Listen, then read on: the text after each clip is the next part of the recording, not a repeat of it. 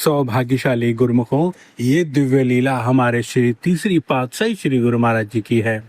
एक बार 1944 में कुछ संगत श्री सद्गुरुदेव महाराज जी के श्री दर्शन के लिए आई। उनमें एक भक्त जो ऑफिसर था, श्री दर्शन के लिए पंजाब आया। उस भक्त ने महात्मा सद्गुरु सेवानंद जी को कहा कि मैं अपने साथ नौकर नहीं ला सका, एक नौकर का इंतजाम मुझे करवा दें। महात्मा सद्गुरु सेवानंद जी ने कहा कि नौकरों का तो यहाँ कोई प्रबंध नहीं है, हम अपने शरणागतों में से एक लड़का आपको सेवा में लगा देते हैं जो आपकी हर प्रकार की सेवा करेगा, आपको किसी प्रकार का कष्ट ना होगा। ये बात होने पर महात्मा जी ने एक लड़का उस ऑफिसर की सेवा में लगा दिया।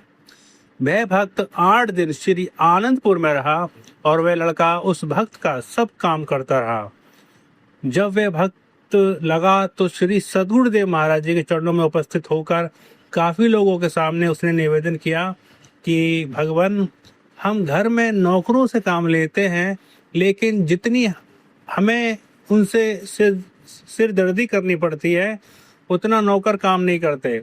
वे वेतन भी लेते हैं फिर भी सिरदर्दी बहुत करनी पड़ती है, तब कहीं उनसे काम कराना पड़ता है। मगर यहाँ जिस लड़के ने 8 दिन मेरे पास काम किया है, केवल पहले दिन मैंने उसे समझा दिया कि मेरा ये काम इस समय करना है, उसके बाद प्रत्येक वस्तु मुझे तैयार मिलती रही। कमरा साफ करना, चाय पानी पिलाना, बर्तन साफ करना, लंगर से भोजन लाना, और जो काम था किसी काम के लिए मुझे दोबारा नहीं कहना पड़ा। और विचित्र बात यह है कि इन बच्चों के हृदय में किसी प्रकार का लोभ नहीं है। बिना स्वार्थ के काम करना, ऐसा नज़ारा अपने जीवन में मुझे पहली बार देखने को मिला है। चाहे मैं ऑफिसर हूँ, मुझे घर में व दफ्तर में भी नौकरों से काम करवाना पड़ता है, परंतु पूरा वेतन लेते हुए भी ठीक काम नहीं करते। और यहाँ जब एक बच्चे के अंदर ऐसी काम करने की उमंग है तो बड़ों के विचार कितने उच्च होंगे। गीता में मैंने कई बार पढ़ा है कि भगवान श्री कृष्ण चंद्र जी महाराज ने अर्जुन को निष्काम कर्म करने का उपदेश दिया है। मैं दिल में सोचता था कि इस उपदेश पर आचरण कैसे होता होगा। अब प्रत्यक्ष मैंने अपनी आंखों से देखा कि निष्काम कर्म करने का साक्षात परिणाम यहाँ श्री आनंदपुर दरबार में मिलता है।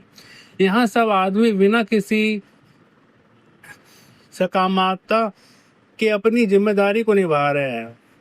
ऐसी ऊंची शिक्षा जो आपने यहाँ के निवासियों को दी है गुरु महाराज, उससे सबके जीवन धन्य हो गए हैं।